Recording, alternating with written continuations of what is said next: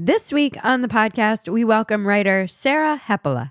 My mid 40s, I was starting to realize that I was never going to have a child, and it was really heavy for me. I had not meant to be that person.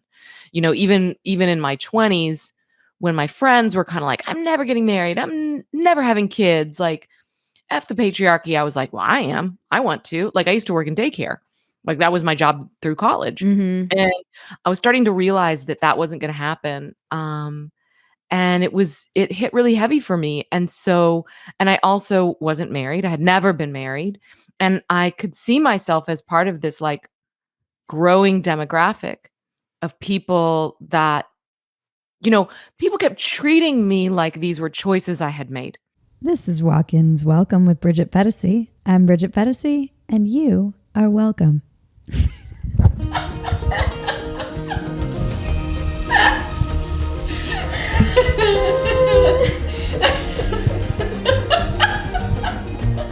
You know the drill.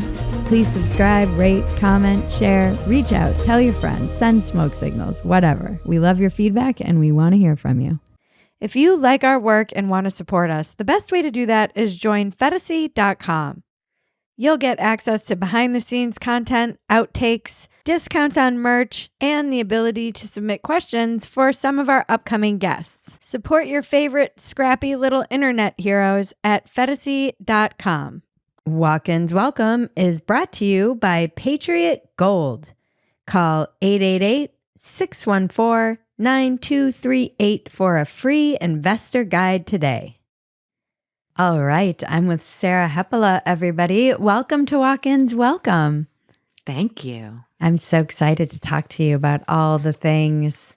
All the things. Mostly, when is your next book coming out? Is that a source subject? Oh my gosh. Look, I don't even have a book, and everyone's asking me where my a book is. So I've been working on my second book for like 5 years, but I just was up in New York talking to my editor about it, and we've got like this blueprint for a revision, and I'm working on that right now. okay. So yeah.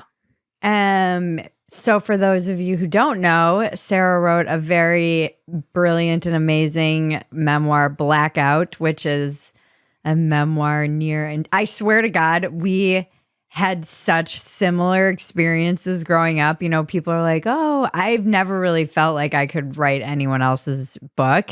And I don't even feel that way about yours because you're such an amazing writer. But the story is so similar. It is even moving to a suburb where we were kind of the like poor kids amongst rich people. Yeah, it's such a weird specific experience because you're actually better off than most people, but you're worse off than everyone around you. So your sense of scale is completely confused. But yes, I do know this about you, that we have just an enormous amount of stuff in common. Like blacking out. And I think just growing up in the same somewhat era, I was watching right before we jumped on, there's this TikTok that's kind of going viral where he's like, how did we just let Gen X off the hook? And then it's all these Gen Xers responding. And they're like, oh, son, you don't know anything about Gen X. We were forged in fire. But I do think there is something about that weird generation that we live in that's pretty small, but was like the last not online generation. Yeah, we bridge the generations, right? We exit the analog world and into the digital age. Isn't it weird how we thought things were so bad and we were so apathetic and whatever? And this is a column that I just wrote for the new year, actually, about how we were so apathetic and like, oh, whatever, man. And then everything got so much worse. Now I long for the 90s. I long for the 90s so bad. We have no idea how great it was. Actually, the privilege of not giving a crap about politics is enormous, and I never understood it at the time. But the fact that people weren't protesting, I'm sure people were protesting something, but there wasn't this constant sense of like, the civilization being torn apart, and there was this kind of blasé attitude about like, the Republicans and Democrats, they're just all kind of the same. Like we had the enormous luck of growing up in this kind of eye of the hurricane decade, Mm. where, our biggest fights were about, I don't know, Stones versus the Beatles. That was a stupid conversation we'd have at the bar, or like, uh, is Wilco a better band than Oasis or something like that?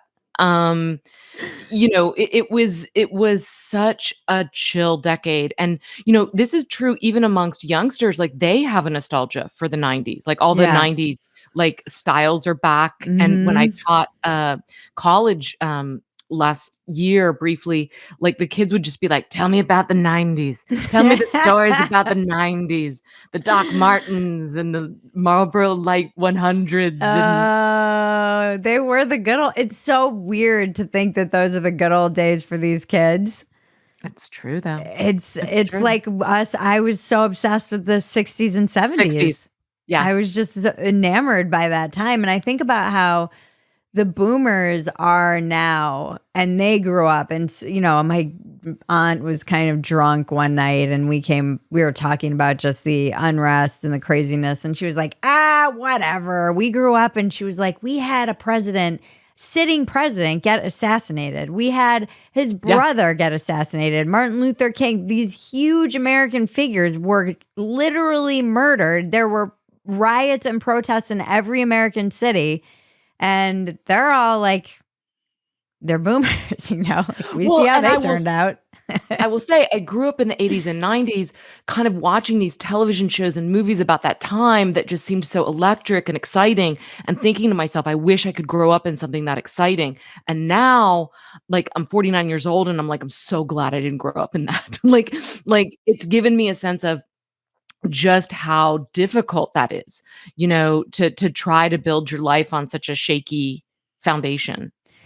And yet, I don't know. I wonder, will the millennials just kind of turn into like the next boomerish generation?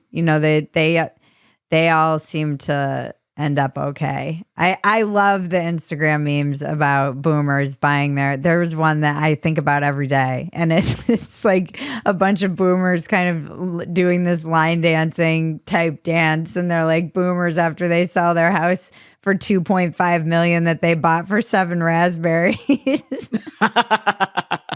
Like the economics are definitely different, but the idea of that these people who were so politically active and they were so immersed in their whole culture and this upheaval and the sexual revolution and all of these Mhm. things are now like, we all get old and turn into basics, I guess. Right, right. There will be Like a they're all big on the chill. There will be Raytheon a big chill boards. type thing of the I don't know if it's the millennials, but like for the or whoever the like most strident activist class is, right? Like Is they're it Gen going Z? to it's sort of like it straddles Gen Z millennials, right? It's like Mm-hmm. young millennials, older Mm-hmm. Gen Z. Like they're the most strident activist class, and there will be some version of the like Reaganite '90s yuppie, '80s yuppies version Right. of them down the road, right? Right. Yeah. Yeah, because a lot of the money right now, I read a lot of these things about, oh, millennials are the rich, like the poorest generation. And I'm like, but the boomers, God bless them, haven't passed away yet. So a lot of the money That's a great point. is still being held by their parents and grandparents in some instances. And that will more than likely, unless the boomers just YOLO all of it, which they might, they might. But there's a lot of wealth that's potentially going to be passed down to these generations that aren't doing so hot right now, and property. I know it's a really good point. There's going to be a generational wealth boom, right? And Like this then generation could suddenly get real rich real fast. not me. We're not, the Hepolas are not rich in property. We're rich in Love. we're rich in love, books, That's good. compassion for your fellow human. That's great. I don't think there's much trickle down economics happening on my my dad's side of the family either. Gonna have to make it on my own out here in Texas, which is fine, which is good. But I do think that is there is something that that's missed a lot in this discussion. You're absolutely right. You're actually also reminding me that like there's also this weird thing that happens in midlife where you kind of have a sense of people's economics and all of a sudden it changes dramatically and you're sort of like, how did they buy that house? Or like Mm, how did they get that car? And then oh, their parents just passed away. right. There is this realignment that happens after that. Yeah, that it's such like a it's weird. I'm doing comedy again, and the thing I love about comedy, aside from everything, truly, maybe not the grind, but the feedback from the audience and getting, there was Maggie and I were laughing last night when we were leaving because she was talking to some of the people after the show. And she was like, those two guys were an entire drinking age person younger than me. Like, it's just such a funny way to put it. I'm like, it's so true that they're a 21-year-old is like less than half my age. Yeah. Yeah. And sometimes I'll talk about things and I'm like, I don't know if they're, like, for instance, last night I was talking about Instagram and they were all looking at me. I'm like, this is weird, guys. Like, having babies on Instagram is a weird thing. But they were like, why? You could see on their face. And I'm like, oh my God, this is the generation that has been raised online. Why would any of this be weird to them? I'm the weirdo who thinks this is weird. But I know, but there's so much about that. Like when we went to college and we hung out with guys in the dorm, like, and there were mixed dorm colleges. Mothers of our generation would have been like, "That's really weird," because they went to school in single dorm situations. Should have stayed that way. And I just that's when culture was ruined. But it's like there's always been so much change. It feels like because of technology, the change amplified.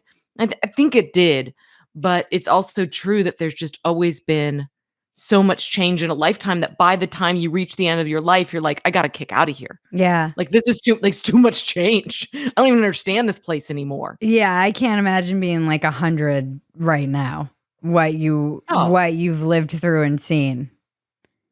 Oh yeah. Yeah, you would be like, you guys, the car is so weird. You get in it and it drives you somewhere. There's not a horse anywhere. Yeah, that's how I felt last night. I was like, I am an old lady talking about weird things that are normal. Like, maybe I shouldn't be doing this. No, it is true. It's definitely, I don't know that we've ever lived in a more everyone is a brand generation. There's just something about the everyone having their own kind of platform like this. I don't know that that's ever been a thing. The literacy rates just were never high enough. And luckily we're returning to those literacy rates. So maybe we're getting it back down to the historical average. Well, right. Yeah. Your ability to tell your own story, spin the narrative. I mean, look, I work in journalism and I still remember a time when you would call as a journalist and they'd be like, oh my gosh, really? Me? Yeah. Like I'm going to be in the paper. It was kind of like a special thing. And now it's like, I don't trust the media. Click. Yeah. And if they want their story out there, if they want that special blast of attention, just do it themselves. I mean, it's a DIY kit for anybody to kind of be their own press agent. Right. Not everybody's good at it, but that's for sure. Celebrities in particular. Yeah. I think that's really something too that I loved about your book, and maybe it's just nostalgia, but growing up through that time that you write about, it was such a specific moment in time because it was that like last moment before everything went digital. Yeah, I wanted to make it deeply like to have those timestamps um of different decades in part because I like the idea of growing up alongside somebody. Yeah. But also because I was interested in the ways in which certain like technologies or different cultural shifts had changed my own drinking story. I mean, like one of the things that really gives rise to the way that you and I drank, I mean, is the feminist evolution. Is sort of like the changes of the 70s. Because back in the 70s, women weren't even allowed in some bars. Do you realize that? Yep. Like there were like protests held outside because they were men's only spaces. They're like women demand to be in this bar. And I grew up inside of that. I took it for just total granted. Mm-hmm. That drinking is really a leisure activity. Um it's something you see at the top of the social um ladder and the bottom. Because the people in the middle are like working Right. their asses off, right? But the people that have extra time and privilege and the people that are kind of like washed up are the ones that can kind of collapse into booze. And, I came of age at a time where the late high school years and particularly the college years were seen as this time of just drinking your face off. Mm-hmm. Yep. It was a And very and it been would it was a girls gone wild time. and it would have been very strange if you didn't do that. Mm-hmm. You know? You're a little bit younger than me, so by the time that I'm in my 20s, that's when, Girls Gone Wild is happening. I mean, honestly, you got it. Peak drinking in America is about 2005. Yep. So, the years from, like, it's just going up, up, up, up, up until 2005, then it turns around for various reasons. Mm. And, it doesn't fall off a cliff or anything, but that's kind of like the peak madness. You've got just peak it's Girls Gone Wild. It's you know, shot contests and Four Loco and all Yeah. what used to be called For Blackout a in a logo. can. Four Loco. Um, Uh, it's all these things happening and it's before the normalization of marijuana, before you start to see some of the um sexual assault allegations come into the college, like that's going to hit in 2010 and really changes the college environment. And then of course the biggest one is disruptor is the iPhone in mm. 2007, Yeah, there which does two things. One of them it does is that it makes the phone a social meeting place as opposed to the bar. right. But the other thing it does is to capture images that the brain in blackout cannot, which is Mm. why you get all those cases like that, things like Steubenville. I don't know if you remember these cases. These were early kind of like campus sexual assault cases. These Yep. were all adjudicated through cell phone video and footage. Because before then, you would just say, well, he said one thing, she said another thing. Who's to know? Mhm. And Mhm. then all of a sudden, we had like the camera had an evidence trail. Yep. And that changes this culture, and then that changes drinking culture. Interesting. We read Bowling Alone for the first book of the Phetasy book club, which don't know why I picked such a huge book, but I've been dying to I was read gonna it. say, I've been dying to read it, and then I bought it, and I was like, "This thing's 500 pages." It really makes you realize how lazy most nonfiction writers are these days. It was a real work of data collection, and it's quite a slog, but it's also like, oh, this is so adorable. There's something very Yeah. adorable about him worrying about the television and thinking the Right. internet would be good for news. We're fingers crossed, maybe it'll be Wow. good, and just the realization that it was only going to get much worse. But some of the people in the book club made really interesting observations about a lot of the trends that he witnessed were for reasons, one of which somebody pointed out, the drunk driving laws changed in the 70s. And most of Yep. these clubs that he's talking about, the men's clubs generally, were places where they would go get drunk. And once those laws changed, guys weren't going out and they just couldn't get hammered like that. And the TV came along and they decided to just stay home and get drunk and watch TV. That's fascinating. I never thought about the role of drunk driving laws in community building. And so an interesting point about drunk driving laws is, one of the reasons why that passed was that it was the big push by MAD, Mothers Against Drunk Driving.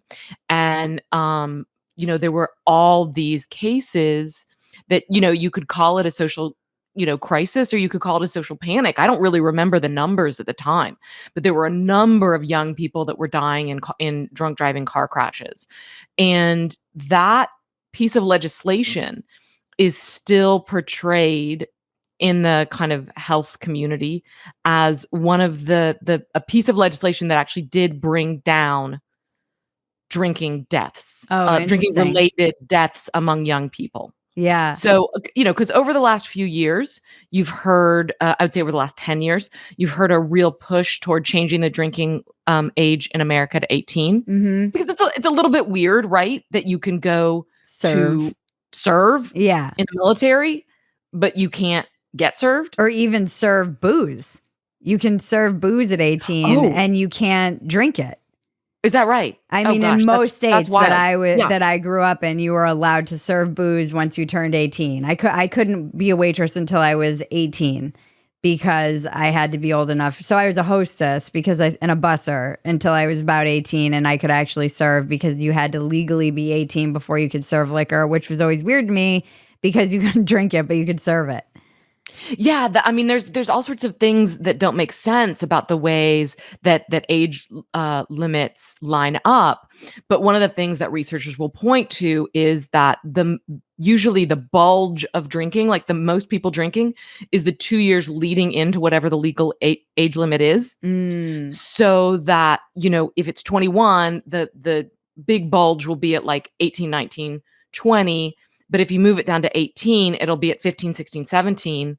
And then also by changing the drinking age, they really did lower the number of teenage drunk driving accidents. However, with self-driving cars, there will be a new argument for lowering the drinking age. Right. And I was thinking too, I joke a lot about how I got sober before like all the good shit came along, like legal weed and Uber. All of these things did not exist when I was drinking. They basically came online right after I got sober. And I mean, I know people who still drink and drive. Obviously, there's a lot of drunk driving accidents still, but it's so much easier to not. Although I also think Ubers are freaking weird in general, just in theory. You're like, never get in the car of a stranger unless he's picking you up from an app. And it's still and you're wasted. It's still very strange to me. But that exists and people use it, as they rightfully should. I know people who will be like, oh, I'm just going to Uber when they go out and know that they're going to be drinking. Gold has soared past $2,000 an ounce, guys. Wars in Israel and Ukraine and rate cuts on the table are fueling gold's meteoric rise. There's a direct correlation to the national debt and price of gold. In 2020, the U.S. debt was $23 trillion and gold was $1,500 an ounce. In 2023, the debt is $33 trillion, numbers you cannot even get your mind around, and gold is over $2,000 an ounce.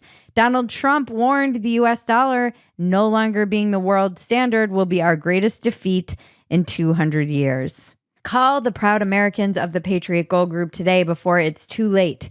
Mention Bridget Phetasy, and you'll always get best-in-class service from Patriots protecting Patriots. Patriot Gold Group has a no-fee-for-life IRA where your IRA or 401k can be in physical gold and silver, and you may be eligible for the no-fee-for-life IRA on qualifying rollovers. Call 888-614-9238 for a free investor guide today.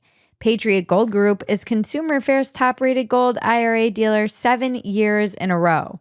Call 888-614-9238. Mention Bridget Phetasy.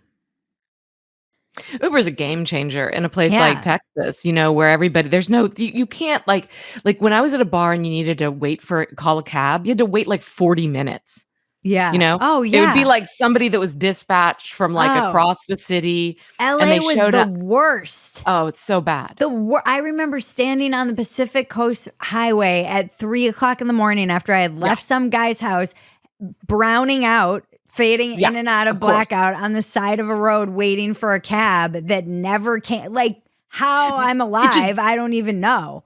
and the cab just won't show up. No, Like, they like, just something happened. Who knows? no. So, you got very good, at driving drunk, is Yeah. the real truth of it, is that pretty much everybody drove a little bit drunk. Yeah. And, And how the weird thing too, I'm trying to do, maybe you can help me with it. I'm trying to do this joke about how a lot of my friends who have moved here are instantly, I don't know what it is about Texas, but they're like, Texas strong. We need to text it, sign my online petition.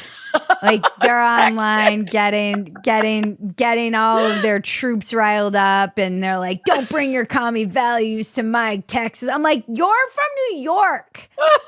You don't even know how to drive.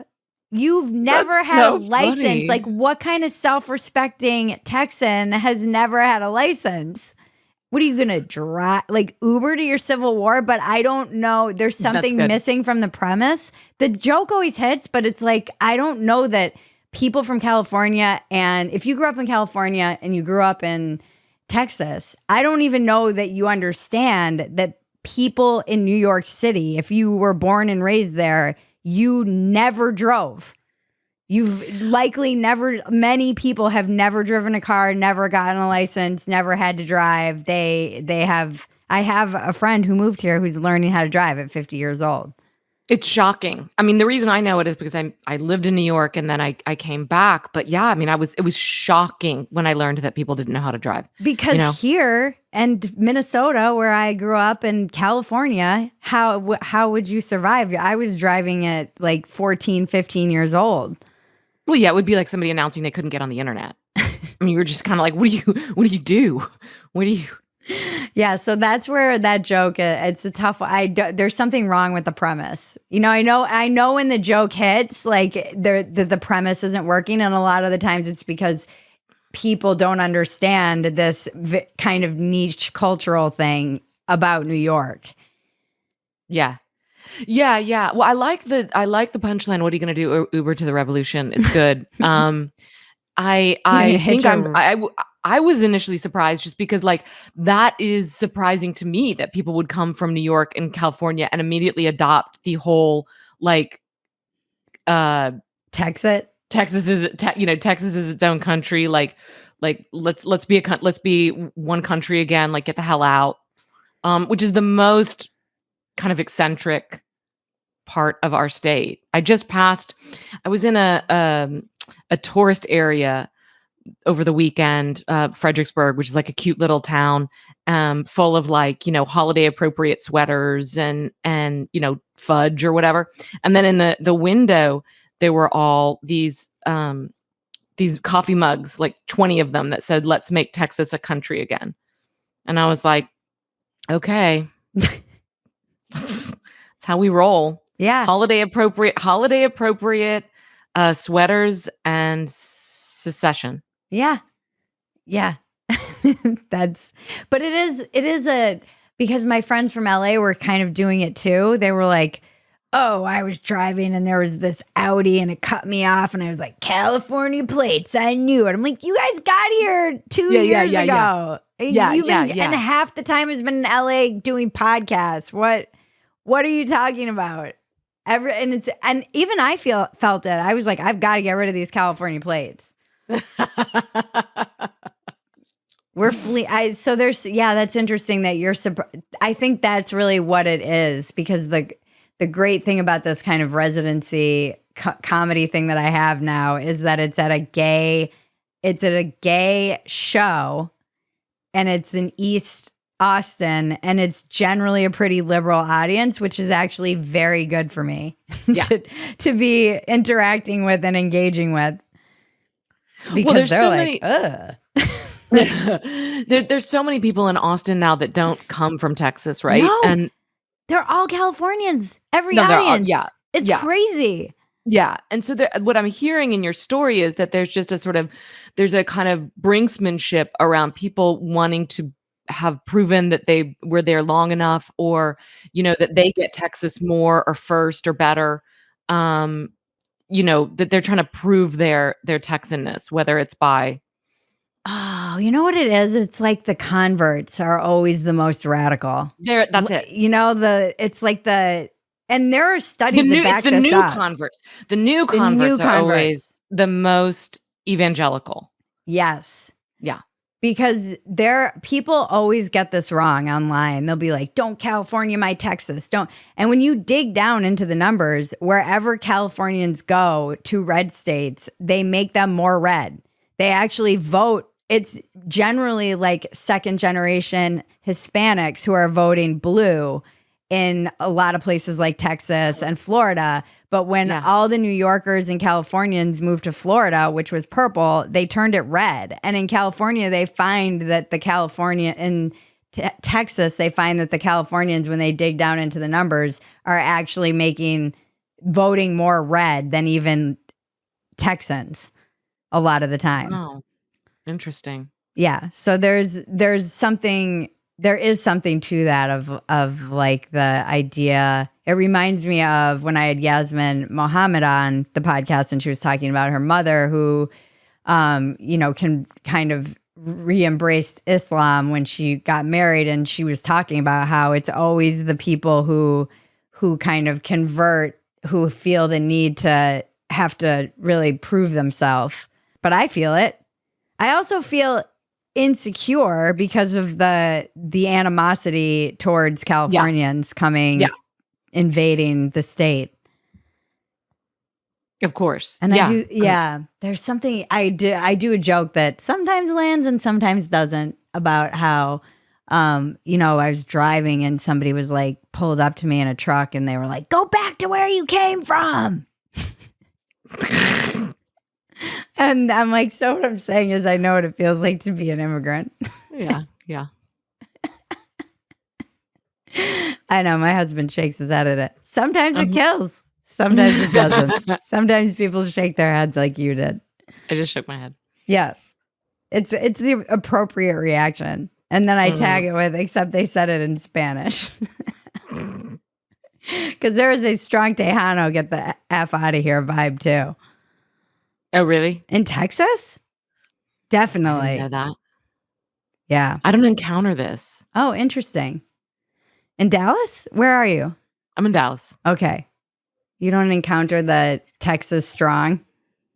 Oh, I mean, some of that, but I didn't know it was like Tejano. And also, even though Dallas has had the most people come into it, like it got more new residents than even Austin during the pandemic. It is such a diffuse area geographically that you don't have a sense of it. Like you don't have like a strong sense of these people coming into your city. Interesting. Whereas in Austin, it's a lot more collected around like, if you go someplace like downtown or you go to South Congress and you can just walk down South Congress and be like, oh, wow, this is absolutely nobody that lives in Austin. Interesting. Do you miss being on the coast at all? Not on the East Coast. Did you? I wanted to move to the West Coast. I've always felt more comfortable on the West Coast. East Coast was very.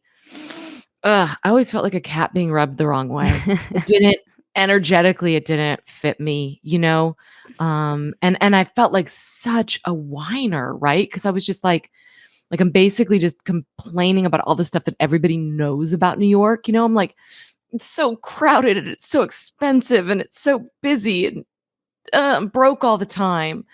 But it didn't. I do a podcast with my buddy Nancy Rommelman, and she lives in New York. She is just so energetically fed by New York. Yeah, I love seeing that. I love visiting her. I like visiting New York a lot, but it doesn't. I don't know. It didn't it didn't suit me. I knew that actually when I was moving there.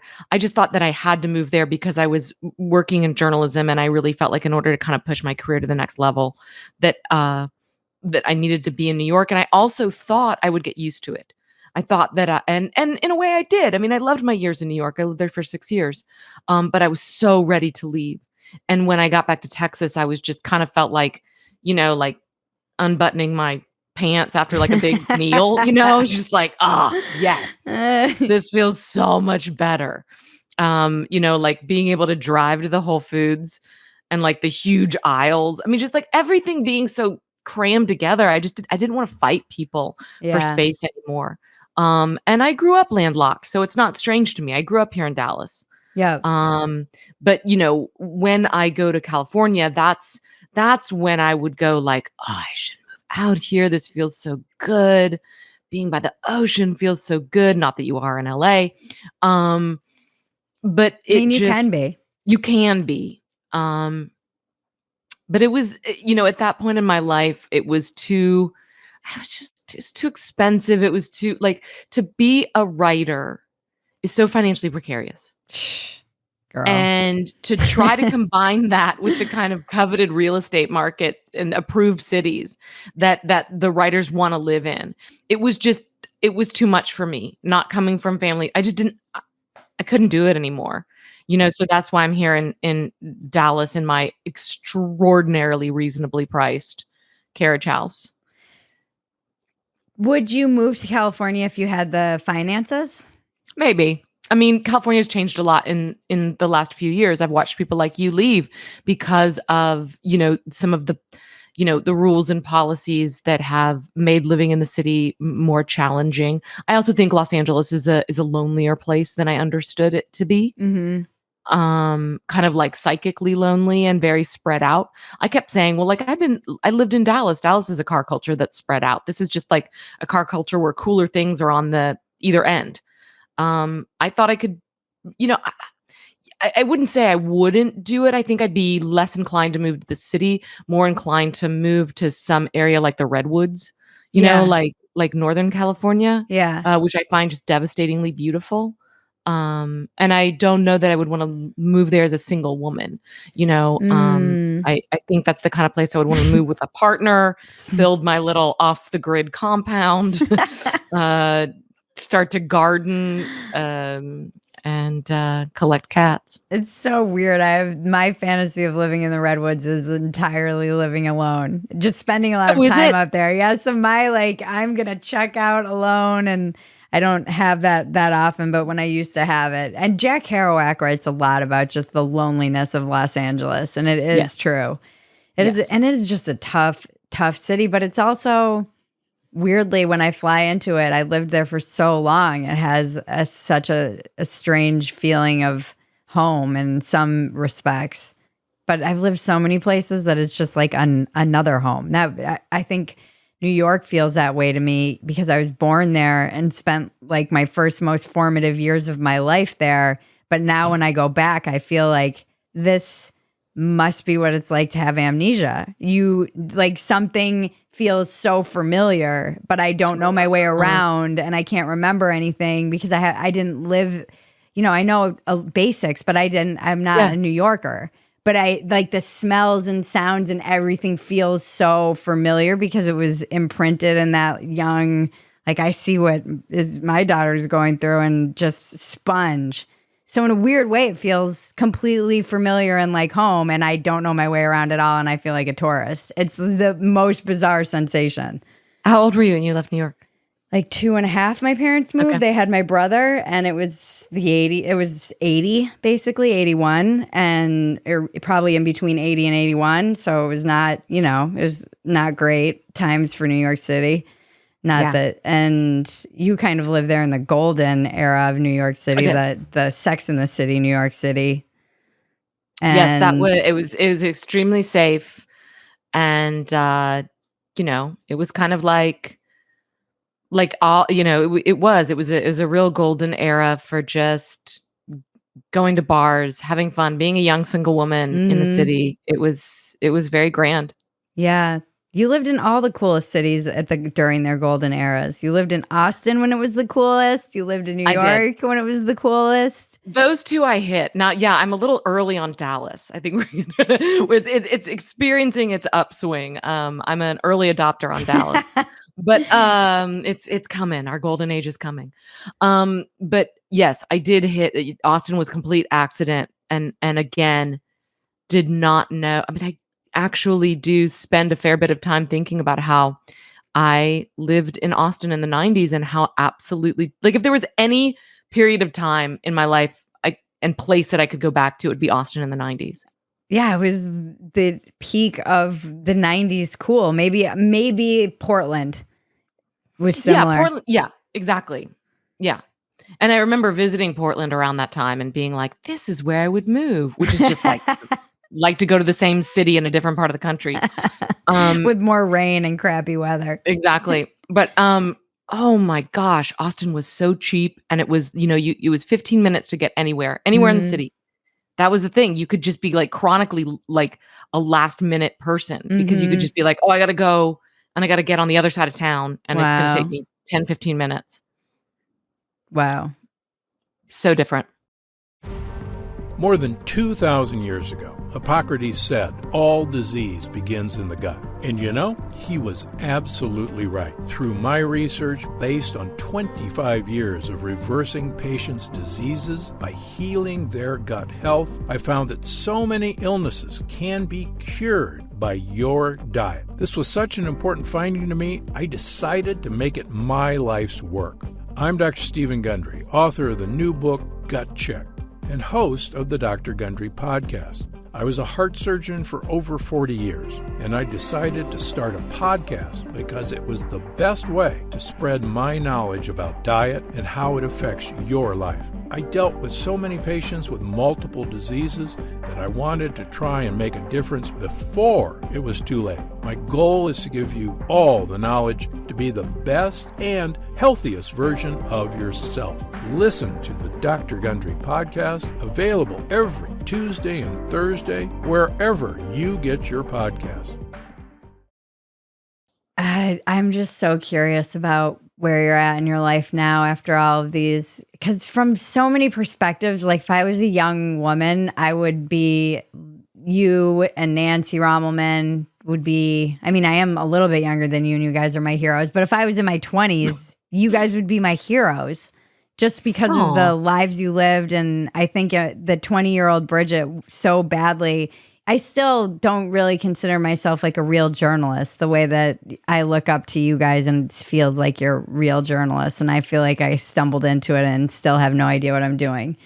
And Well, Nancy and I feel that way too. I mean, each of us stumbled into journalism. Neither of us studied it. mhm. And I came through, it was a complete accident that my college roommate happened to be the editor of the Daily Texan, which was a very good daily newspaper at the University of Texas in Austin. And she was kind of like, come on down and I was like, newspaper? Like that's boring, like who, what, where, when? Like that's not exciting at all. Because I wanted to be a playwright because we know there's like Ah. huge futures in playwriting. That's where the big money is. But, I went down there and then it was like you could get paid for this and then I found the entertainment office and like, you could get paid for your opinion about movies and theater and it was just like, holy shit, Yeah. this whole world. I mean, I stumbled into that, Nancy kind of stumbled into it too. And I have learned reporting. I spent a lot of the first years of my career knowing that I could write, I could be funny, I could be entertaining, but not really having the courage or knowing how to just pick up the phone, like how to build reporting skills. It took me Yes. many, many years to do that. And it was partly just kind of being thrown into the ocean and having to figure it out. But I still feel, like I write for Texas Monthly and some of my colleagues are just like incredible investigative reporters. And I Right. feel so intimidated by them, what they can do, like how they work a FOIA, which is a Freedom of Information request. Right. But their ability to report is so supersedes mine, which just feels sort of like this, knit together. But I will say that journalism has led to a very interesting life. Like I Mm, didn't want to be this. That whole playwright thing, novelist, whatever. Um, but it was such a cool career because then it kind of led to like a lot of travel or a lot of adventure that I didn't have the courage in my real life to do, if that makes sense. yeah, that does make sense. It was like you had to do it for a job. Yeah. Yeah, like I'm doing this for a story is like the best cover story of all time. Other than I'm drunk. Like I'm drunk and I'm doing it for a story are both the best cover stories. Because you don't have to really admit that that's what you want to do. I'm waiting for your next book. Are you allowed to talk about what it's about? Sure, I can talk about what it's about. It's it kind of starts from the premise of my mid 40s. I was starting to realize that I was never going to have a child, and it was really heavy for me. I had not meant to be that person. Even in my 20s, when my friends were kind of like, "I'm never getting married. I'm never having kids." Like, F the patriarchy. I was like, well, I am. I want to. Like, I used to work in daycare. Like, that was my job through college. Mm-hmm. And I was starting to realize that that wasn't going to happen. And it hit really heavy for me. And I also wasn't married. I had never been married. And I could see myself as part of this like growing demographic of people that, people kept treating me like these were choices I had made. Right. People would find out that I didn't have kids and they'd be like, "Good for you." And I was like, "Okay, but I mean, that's not really," which by the way is better than them saying like, "I'm so sorry." Right. It was like, how do you respond to this? It's just a life. But anyway, I wanted to write about that. I wanted to write about like choices that I made, like choices and circumstances that got me to that place. And then it also, spend some time in my 40s as I'm dating as a middle-aged woman. I dated a lot. Especially I think like I seriously think like my uterus had like a last call situation going on. Like I was just like, we're just gonna like date like in the last years before everything kind of went down. Yeah, I was dating like a mad woman and it was Mm. just lots of fun. Dating for me went from this thing that was like hellish and I had to endure it to like this ride that was a lot of fun and I was glad to be on it. Um and yet it never led to the enduring relationship I wanted. Mm. But it led to a lot of adventures. I think a lot of people don't understand because I was definitely on that same track of not having a child and was told I was in menopause, so really had to like work through it in therapy. And it was very heavy. So I know that, and I actually had a partner at the time, which I hadn't, but we just got together so late that people who listen to this podcast have heard me work through it. I had Melanie Knockin on when I turned 40 Sure. and I was like crying because I was coming to terms with a lot of this stuff and I wasn't even in a relationship at that time. So Yep. there are Yep. many of us, many. Yep. And Yep. I do remember telling people, they're like, "Oh, you can just have a kid." I'm like, I don't just want a kid though. I want a family. That's it. And that was one of the hardest things for me as I edged into my 40s. Was the most frustrating thing was that people would say, "Well, you could just have a kid." And it's like, "Okay, I could, but you're exactly right. Like I wanted a family." And they're sort of like, "Well, I guess you just don't want it that much." And it's like, "No, no, no, no. They're not mutually exclusive like Yeah. that." Um it's true. I didn't want a child so much that I would give up on my by the way, people say that like it's not unbelievably expensive to go through IVF and all the different kind of artificial technologies. They can range anywhere from $20,000 to Yeah. $100,000. It's that's not a small thing. No. Adoption is also incredibly expensive, incredibly morally complicated. Like there's a lot of things here. And I may still adopt. I may Yeah. still, who knows? I may be renting out some surrogate womb one day. I have no idea. Like, I'm not gonna, I'm not gonna rule it out. Right. Uh, but I can tell you that people want it to be simple because they want to believe that we live in a world where you can just get what you want. Like we live in a consumer society where if you want it, you can get it. And the truth is that you don't get things that you want. And sometimes you want things and get them and find out they're the wrong things. There's all sorts of things that happen in a human life. And for me in my early 40s, I didn't want to have a child on my own. I wanted a family. I didn't get that yet. Maybe I will, but I have other things. Yeah, there seems to be this misconception that if a woman wants a child, it's just she wants a child. But I didn't really even consider myself someone who was going to have kids, and I didn't feel that urge to really procreate with someone until I was truly in love. Something my mother said to me many, many, many, many years ago. She was like, I don't want children. I've never wanted children. And she said, well, then you've never really been in love. And I was like, whatever. Oh, wow. And it really was something that was like unlocked by love, by falling really in love with somebody. And, we were kind of went through a lot with that and came to terms with being okay with, being the cool aunt and uncle and having money and being able to travel. And we could take the kids on vacations and give people a break and help our aging parents and all of those things. And then it was like I had to do a 360 from coming to terms with being in menopause and unable to have a baby to being pregnant and then having all of this, like wanting something so badly that I never wanted. And the anxiety, I still get anxiety thinking about just having to face wanting something so badly and having no power over whether or not. And that was why I decided not to do IVF, because we talked about it. And I was like, I don't think I'm strong enough to handle that, to handle the disappointment, to handle the loss of money.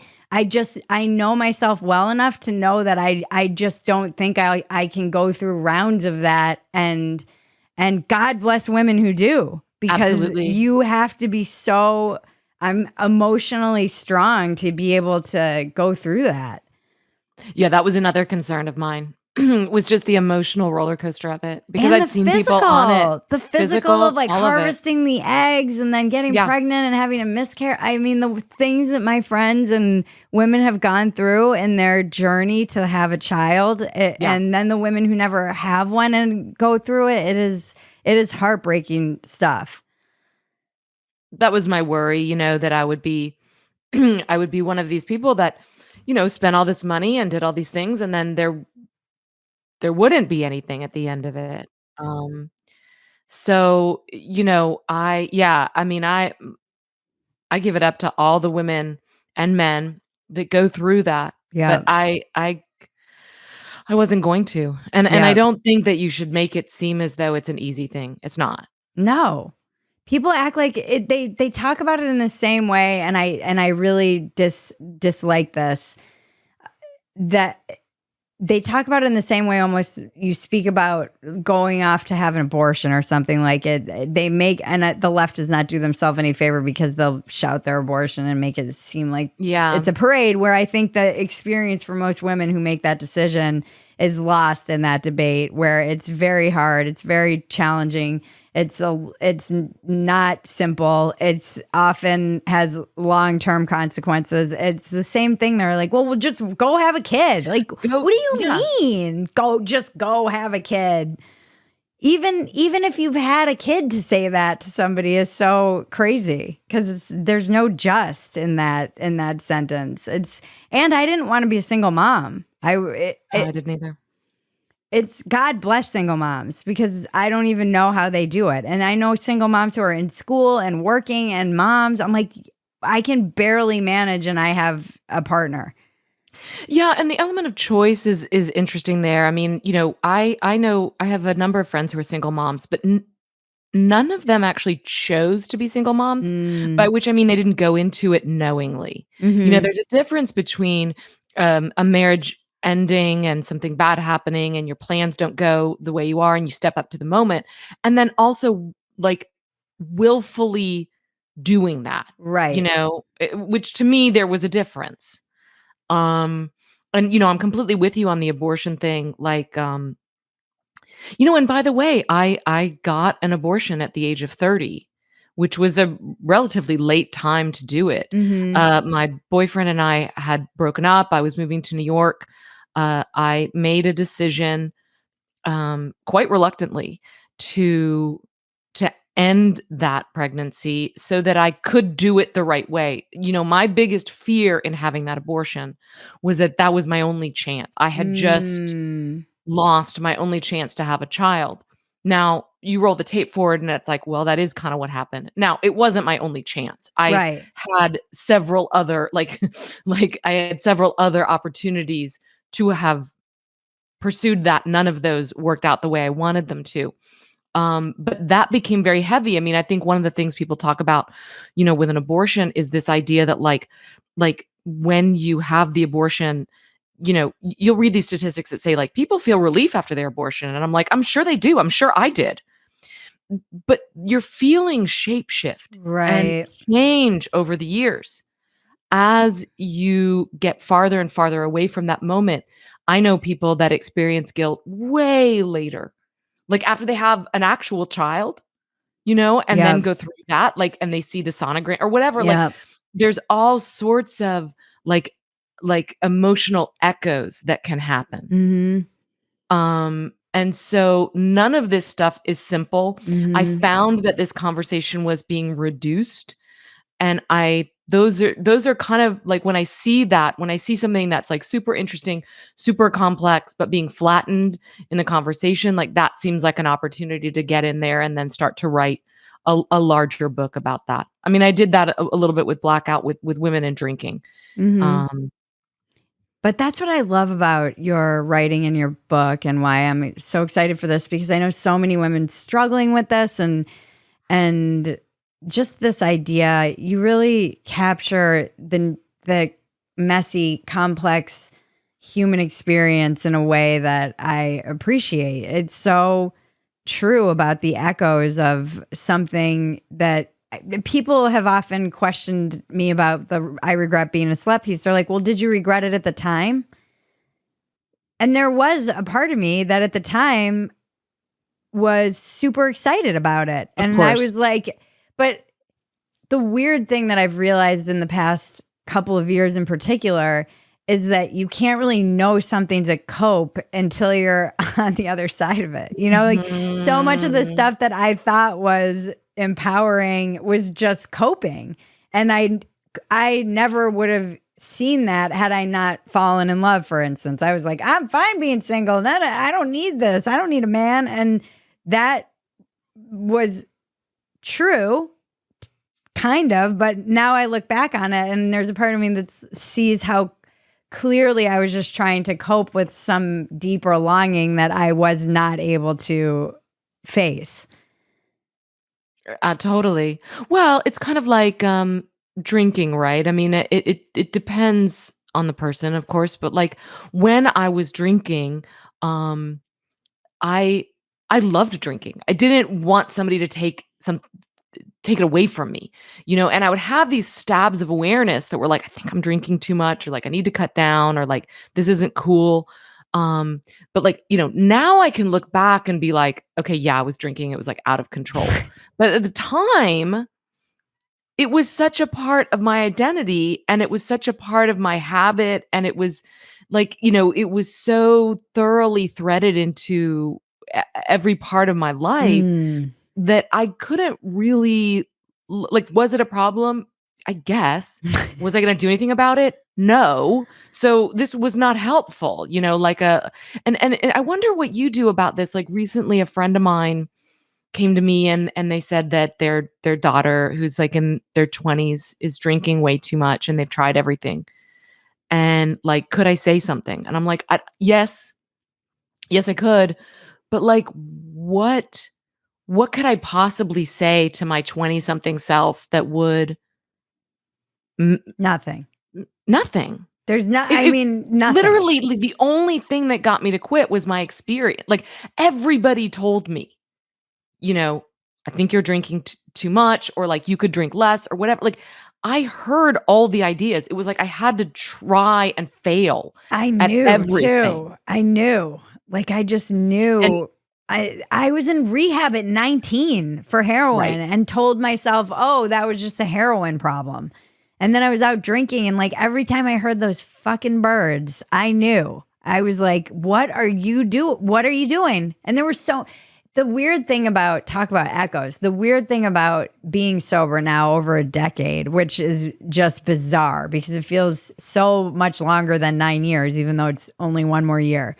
But the weird thing about it is the awareness of what an absolute hot mess express I was. It seems like I get more clear about it every year that I'm sober, where it's at first you're like, whoa, you're just dealing with the wreckage of it. But the farther away I get from dealing with the wreckage and in a normal, stable life, I'm like, nobody expected me to arrive if I had a plane ticket. They were like, maybe she'll show up. That's a weird thing that I just was like, I'm just so free.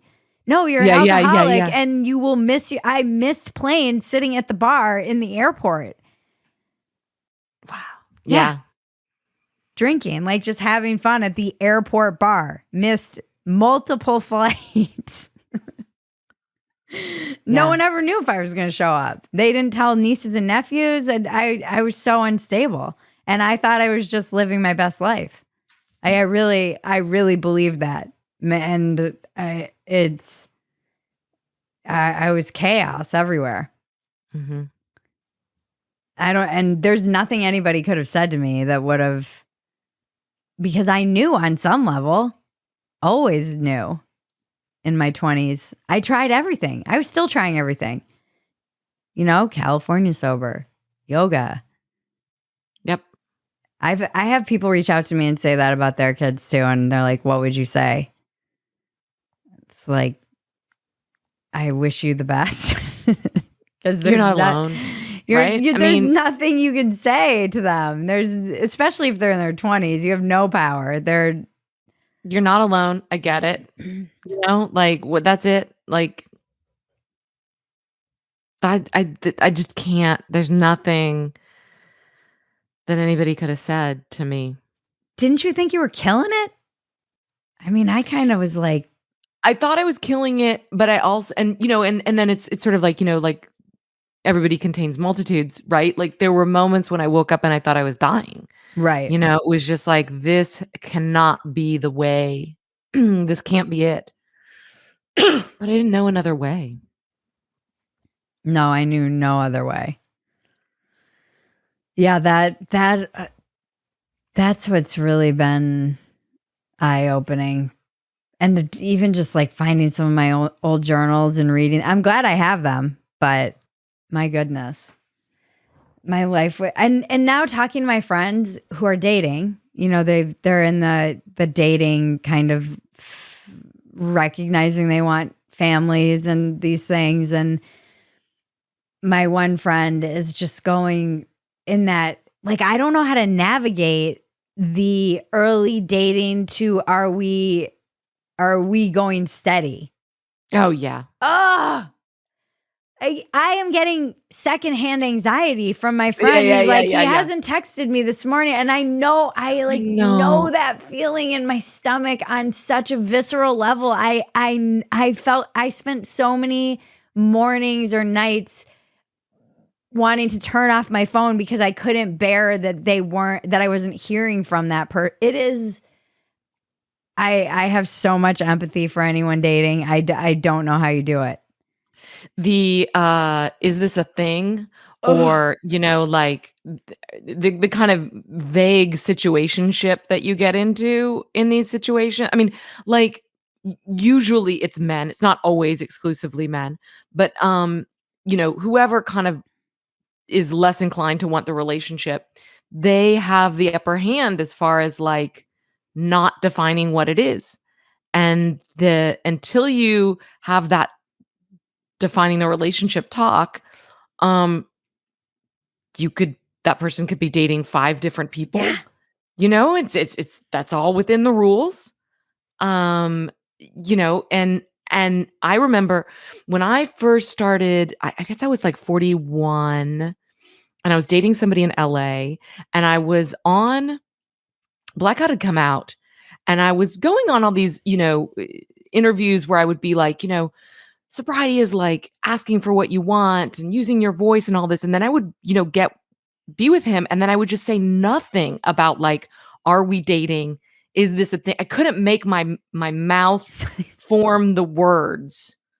Like, are we dating exclusively? How many people are you dating? I just couldn't do it. It made me so queasy. And so then you get into the miserable place of like trying to read the tea leaves of like, what does it mean that he texted, at X time or he didn't text this time and you send your girlfriend all the texts. What does this mean? Yeah, this is me. Yeah.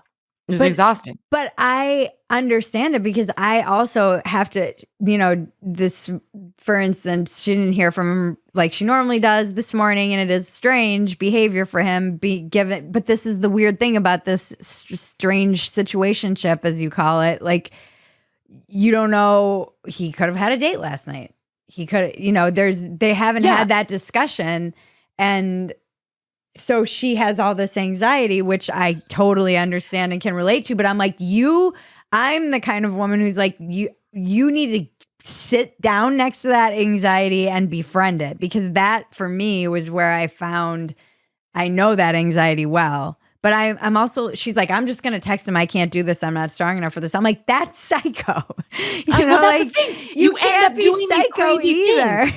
You end up doing these crazy things where you lash out at the guy or whatever you do, and then he's like, oh my God, like I just started dating this person and like I didn't text her once and she's freaking out. But what they don't understand is like, there's all this stuff that's hanging in the balance there. You just feel like, you've gone through this whole morning of like, what's happening? You can't concentrate. What are the rules here? I think that this is where I think the loss of rules and kind of like etiquette. Etiquette was such an ugly word when I was growing up, be a lady. This is how it goes.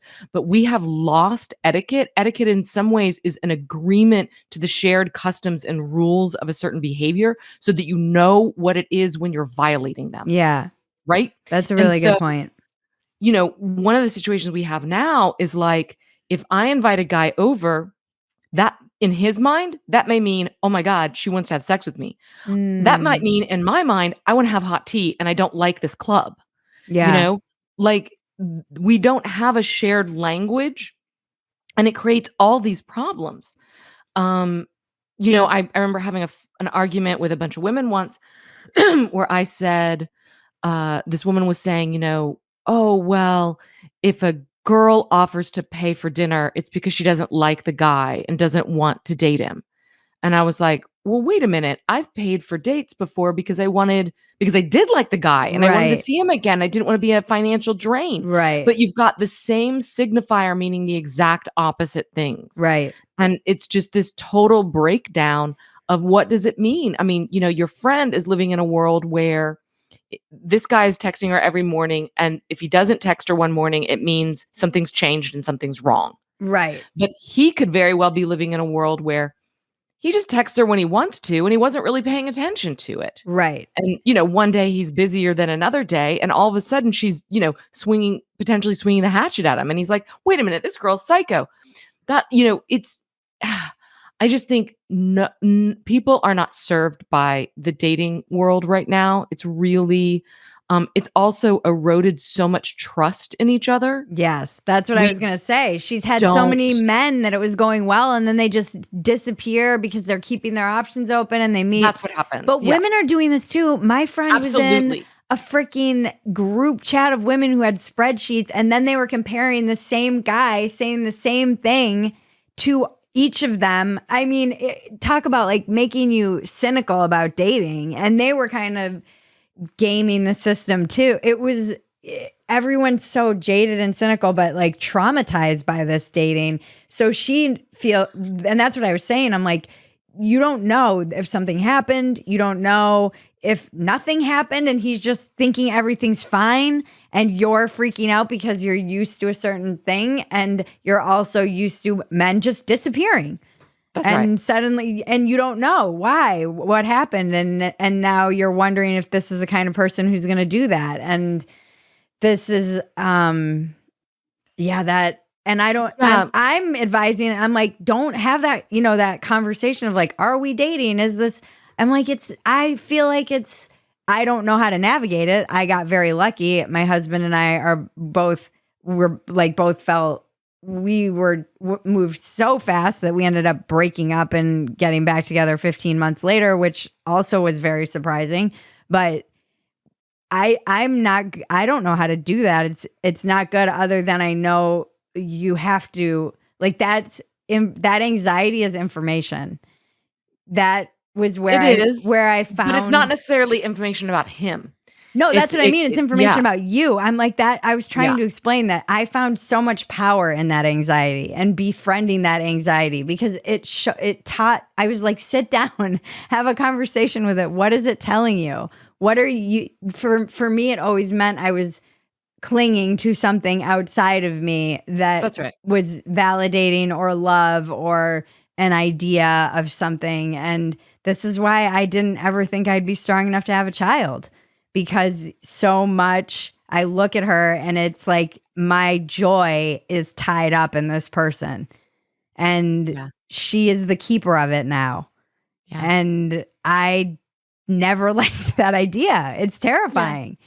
And so I understand that I really just understand it from that. Like, you want something so badly and you've got to sit. I'm like, I'm sorry to tell you, but you have to sit with this, because it's also kind of like a little bit too early to be having that conversation. But then that's why I also advise, like, don't sleep with them. If you can't have that conversation, you should not be sleeping with that person. And I will say one thing about that, which I completely agree with, but I have a pretty hard line on, like, if I can't, like, after that relationship with that guy in LA, that was really a good lesson for me, because I was like, that's what I learned. You can't sleep with somebody that you can't have a conversation about what this means. Yes. Because those levels of intimacy are not like, they don't match up. Yeah. Right? Like, I'm giving this person way too much intimacy in one. And so anyway, after that, I stopped sleeping with men that I didn't feel like we were on a relationship track with.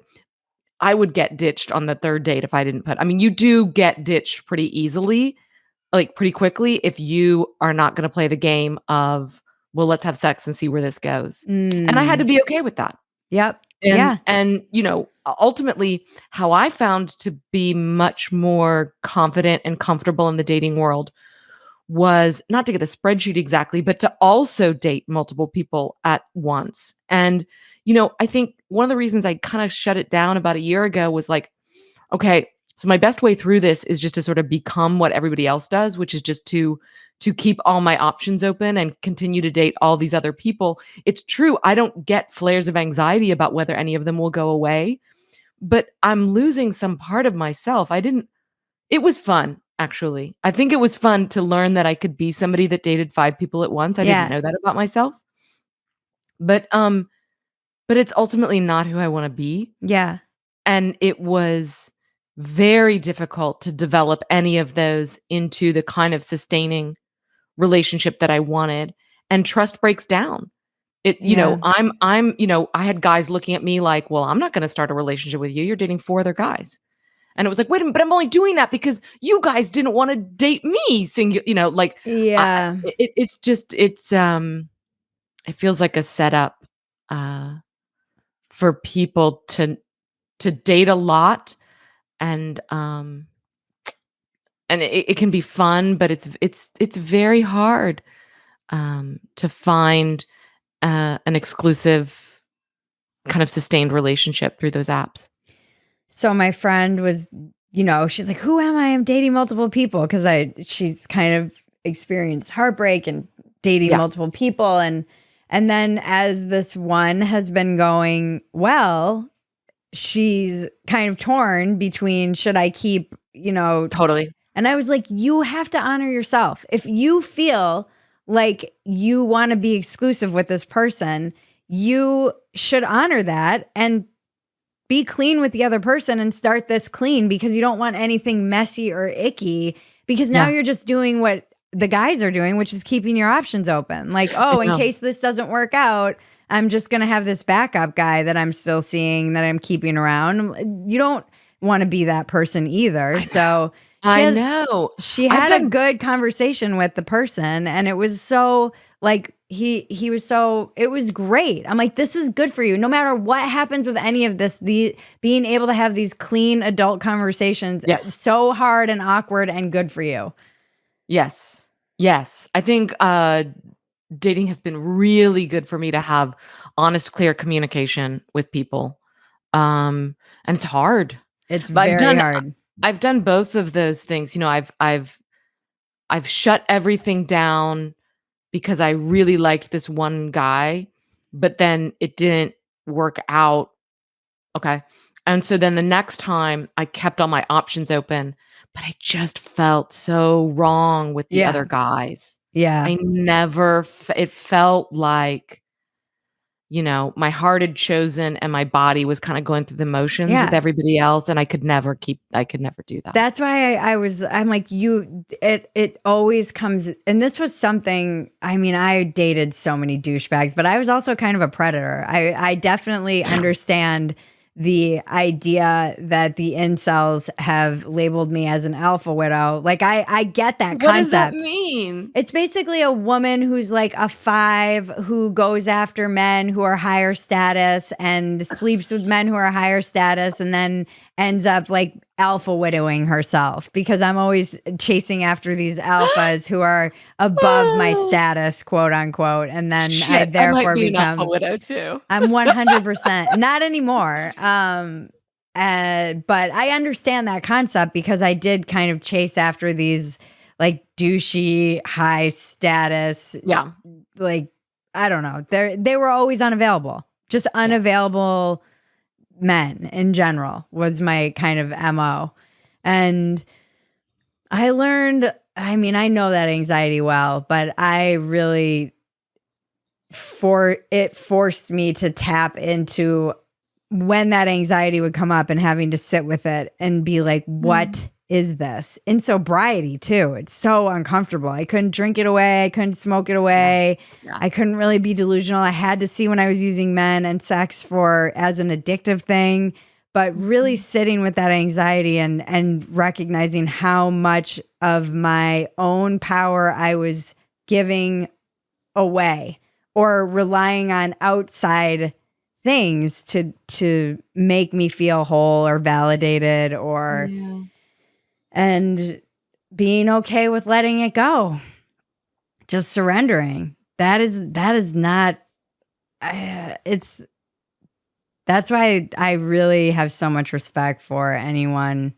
because this navigating that strait between we met, where we like each other, things are going well, to a relationship is such a weird dance, because you don't know when to be too cool. You don't know when to be, I was saying to my friend, I'm like, it's kind of like getting into a hot tub. You don't want to just jump. You can't jump in. You kind of have to ease into it before you can really relax and just trust. And if you can get to that point with someone else, then it's magical and great, where you can like lean into that relationship. But you can blow it on the way there. Absolutely. By being too like desperate and clingy, and I want this so badly. And that's so understandable. I've seen it in my friends, and I've seen it in myself. Yeah. Just by the way, I've too, seen it in myself. But sometimes it's easier to see when your friends are doing it and you're like, you've got to chill out, you're going to push him away. It's so weird though, because it's so basic. You know, when they want to say like, oh, men and women, it's like, no, they still do. There is still like a mating dance you have to do. Yeah. It's still like a little bit of a, and it's like that's such a good point about etiquette. I'm going to really think a lot about that because the rules were so clear for courtship. It was such a defined dance. Yeah. Yeah. And there were levels like, you know, and in order, and there were trades, right? Like in order to get a certain amount of physical intimacy, there had to be some sort of like emotional stability given. Yes. Right? A commitment of some kind. Mm-hmm. And now it's sort of like sex is just expected. So then it's like, why now I'm basically outlining the logic behind why buy the cow when you could get the milk for free. But I think that there is some logic to that. I mean, you know, that let me say it this way. I have come to the belief that, you know, a man has to earn. That's what I say. The intimacy of being with me, you know, whereas I think when I was younger, I felt like I was the one that was trying to run up the numbers. Like I needed to prove myself. Like, will you sleep with me? Can you sleep? Like, come on, can somebody? And it's swapped for me now. Mm-hmm. I just feel like you have to trust. Like there's got to be some basic trust. If you know you're the kind of person that isn't just, you know, sleeping with someone to sleep with someone, that you want something more, you want a relationship, you can't lie to yourself about that. And it's going to be pointless to try and lie to men about it too. And most men, I think too, are kind of looking for a relationship. It's just that the sexual dating dynamics are so skewed towards men and we live in this weird kind of like, want to keep my options open, don't want to settle, God forbid. Yes, and there is that problem, you know, that problem of like the top 10% of men really are getting like 90% of the attention. Yeah. And so they're overwhelmed with opportunity. And then there's this other 80 to 90% of guys that, you know, women like me or your friend are like, for whatever reason, like not paying attention to. Right. And, you know, so, but it's a tricky thing. I mean, this is one of the ways that I end up, you know, single for 49 years. You know, it is amazing to me that people find each other, fall in love, and get married. Like landing that spaceship, like docking that spaceship, it's amazing. I mean, last night on stage, I was joking about how my husband and I just celebrated 3 years of marriage, and that's why I'm back on stage. And this girl in the front row was like, "Where did you meet?" And the longing and like in her young, beautiful voice. And she was just as beautiful. I was like, "Oh my God, are you single? I'm so sorry." And you could hear just her like, "Where did you meet this person?" I'm like, "I'm sorry, I met him in Alcoholics Anonymous." Like, you're going to have to get sober, go meet someone in the rooms of AA, which again is one of those things. If you had told me 10 years ago, I would have been like, pour me another. That's never happening. Did you see that woman at, I think it was the Israeli like solidarity rally in DC, the woman that had the big sign that said, "I'm single"? Oh, yes. I love her. I love her too. I love that. Yeah, I just need your book to come out. Me too. Me too. Get it done, Sarah. I need to Women need this book right now. I know. They need it. There's a lot of women I know who need this book. I'm going to keep going. I won't give up. Get it out. It's been a long haul. You know, I always thought with the first book, it was so hard to write the first book. But once I did it, I was like, oh, now I know how to write a book. And then I realized, no, now I know how to write that book. because once I got started on my second book, I was like, well, how do I write this one? It's totally different. I thought that I would cure my whole kind of like internal dialogue of like, you can't write a book. But now it just changed to like, you can't write a second book. God, that doesn't make me feel better. My inner dialogue. I've given up on the idea that I will ever write a book. You will. Got to meet the right person. No, it's my Everest. Yeah. Well, what's your biggest defect of character? What is my biggest defect of character? I forgot that you asked this question at the end of the episodes. Unrealistic expectations is definitely one of them. Like I have really unrealistic expectations about everything, and like love, career, friendship, I get in my head and I have a fantasy version of what I think it's going to be. And I end up being disappointed a lot and not having the patience for real life, or real people. That's something I've been trying to work on for many years. And what's your biggest asset? I think I have a deep compassion for people. I really, really basically like people and find their stories genuinely fascinating and kind of like don't judge them. My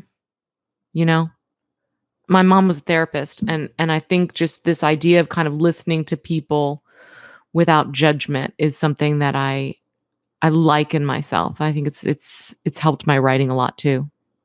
Do you feel like you apply that to yourself? No. Yeah. I mean, I think when my writing is better, I'm not doing that. But that's a really interesting question. Nobody's ever asked me that as a follow-up. No. And that's interesting that I'm so good at giving that away and so bad at keeping it. But got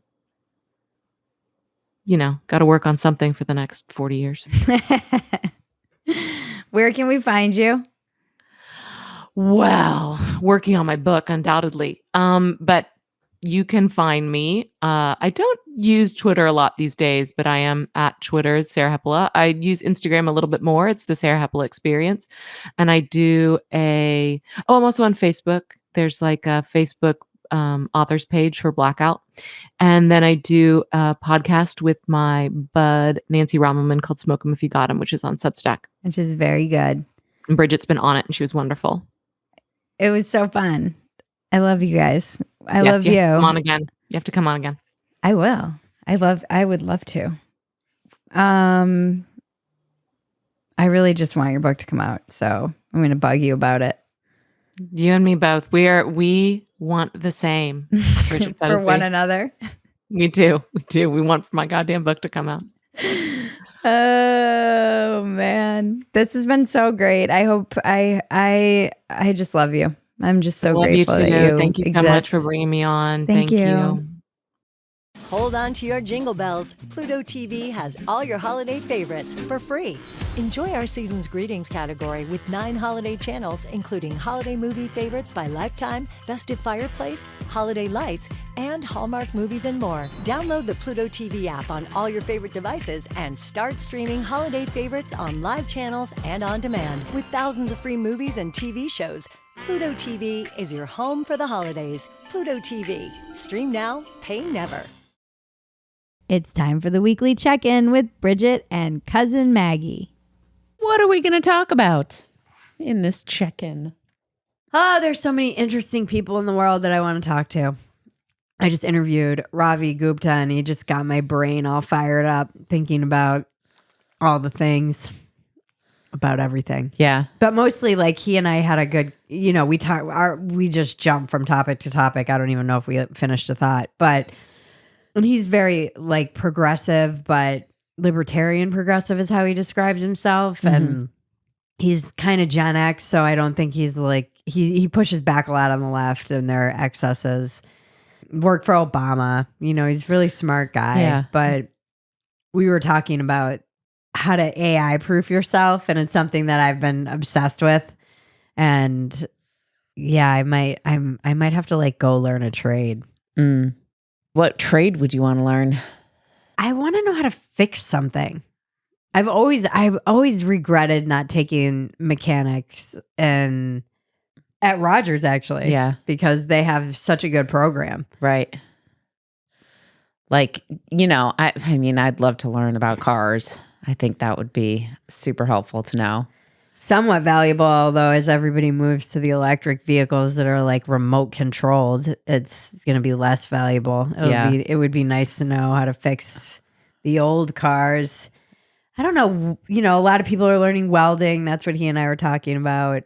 I mean, stuff like, I feel like refrigerator repair, air conditioning repair, like if you learn how machines work, just even the basics of like, oh, this is how it works. Yeah.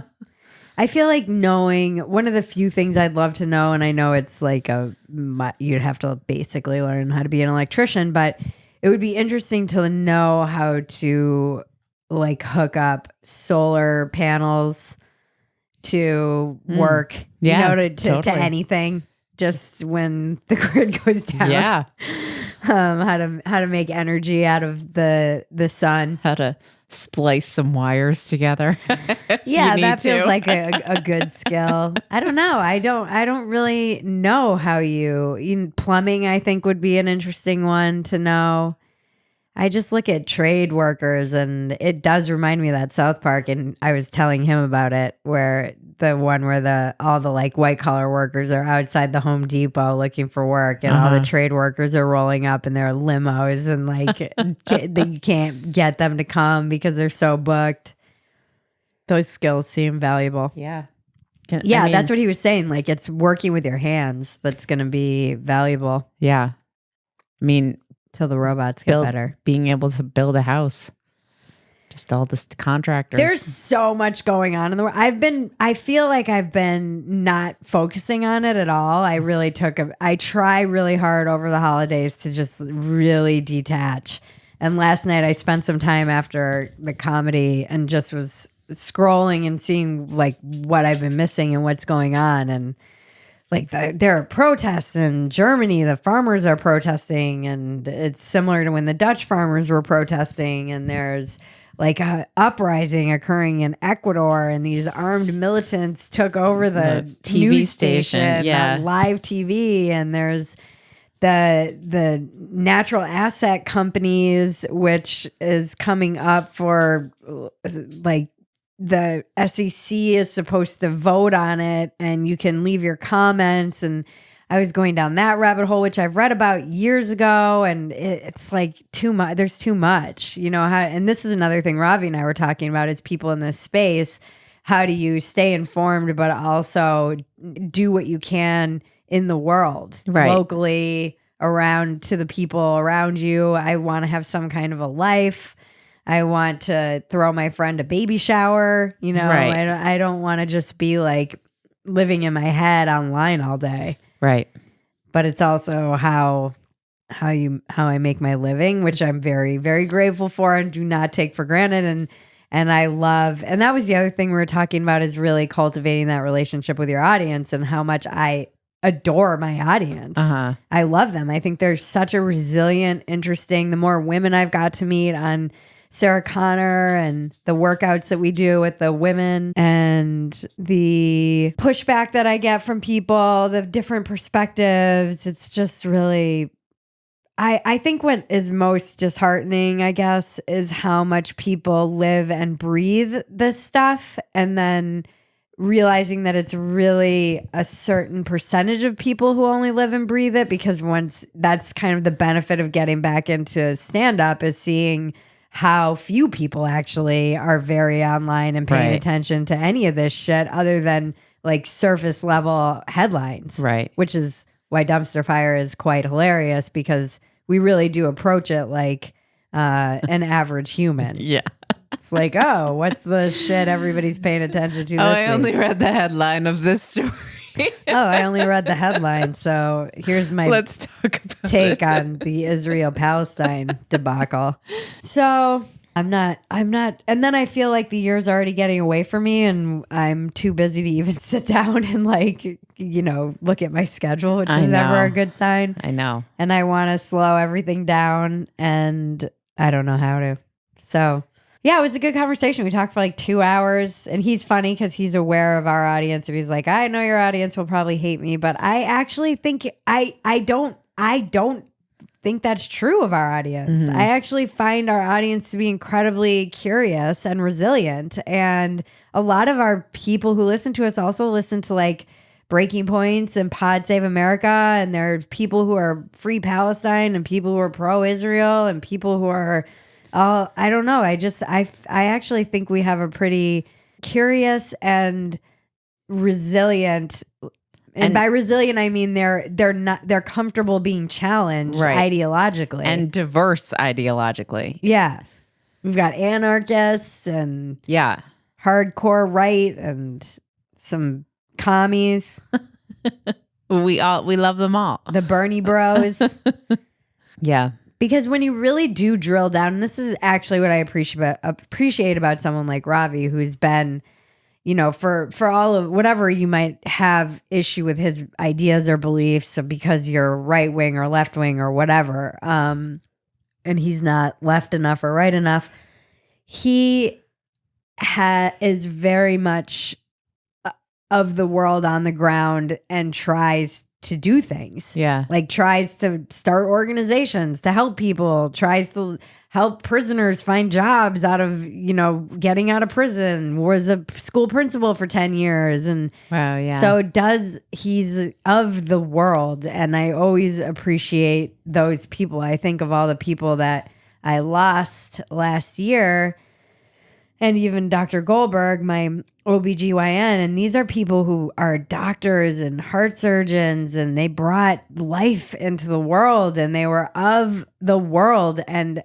of service and helping people literally bring life, like helping people live and come to life. And they were bike riding and they were active and they weren't spending their precious life force. And this is kind of what Ravi was saying over the past few years. He's really wanting to encourage in himself and his own audience is like, how can you take the energy? And I feel like this is very similar to where I've landed this year. How can you take that energy that you have and instead of going on and making that like pithy post, or doom scrolling, even if you're not somebody who's likely to engage, which is actually most people, they're just kind of lurking, and go be helpful or teach yourself something or learn something. Right.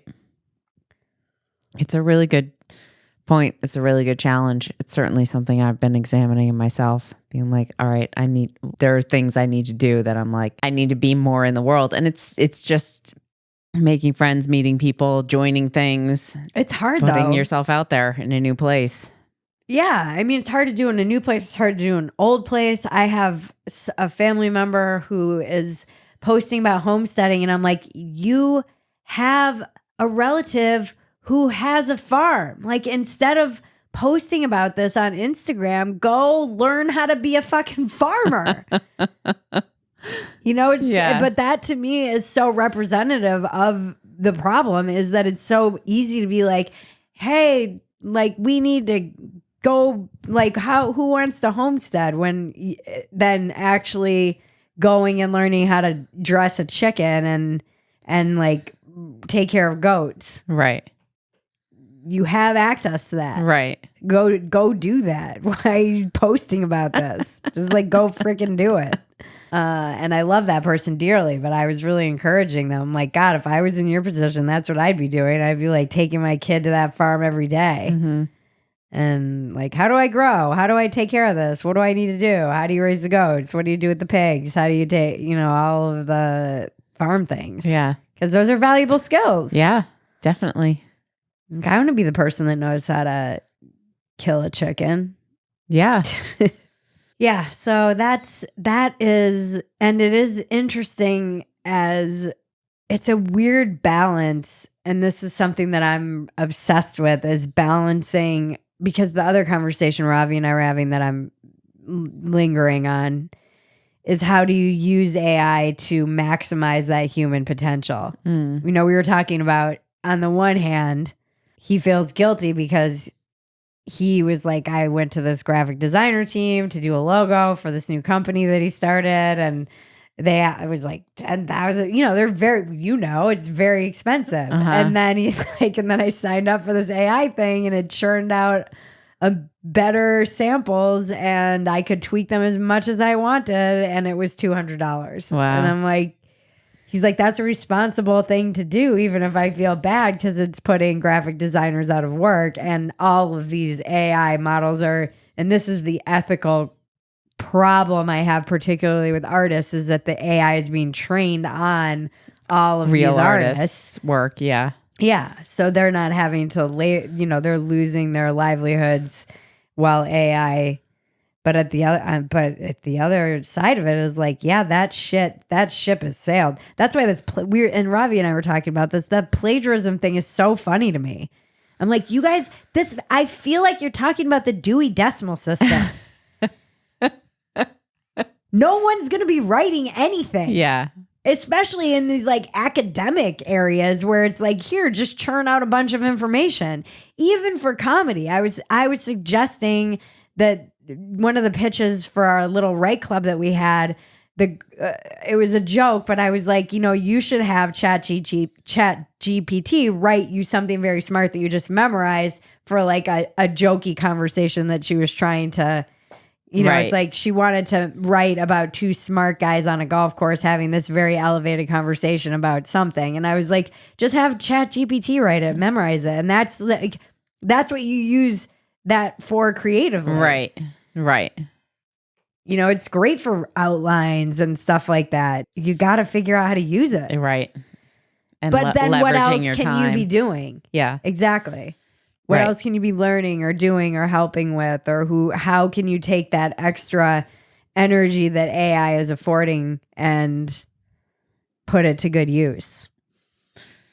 It's a good question. We must maximize our time and our glory days before the robots kill us all. Yeah, there's going to be a window. That's what I was saying to Ravi. I was just a like, well, golden until the era. robots actually do take over, which is inevitable, we should really enjoy this time and let AI be serving us and doing that. until we serve them, till we're all slaves to robots.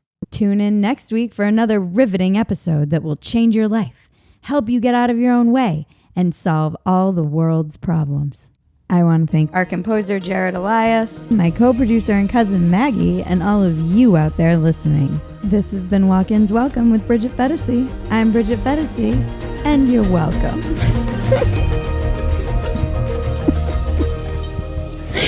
It's the dumbest line.